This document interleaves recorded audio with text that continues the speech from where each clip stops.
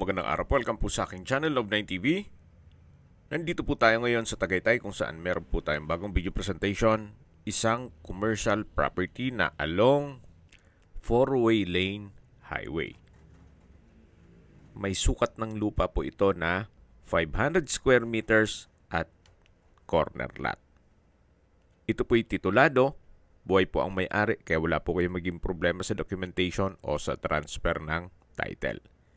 Meron pong old structure pero wala na pong value dyan. Si owner is selling this property as lot only.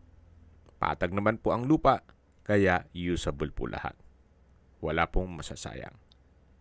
Sa mga naghahanap po ng maliit na sukat ng lupa na commercial property dito sa Tagaytay, ito na po yung hinahanap nyo.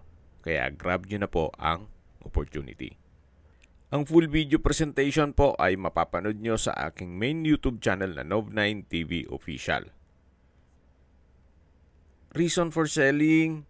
Well, hindi na maasikaso nila owner, gawa ng nasa Amerika po sila. At binebenta po nila ito sa halagang 25,000 pesos per square meter net. Ibig pong sabihin, si buyer na po ang sasagot sa lahat ng taxes at expenses with regard to documentation.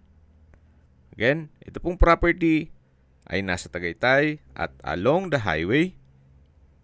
Then may sukat na 500 square meters. Titulado, buhay po ang may-ari. Kaya wala po kayong maging problema sa documentation o sa transfer ng title. Kung may mga katanungan po kayo, tawag lang po kayo sa aking numero. Maraming salamat po.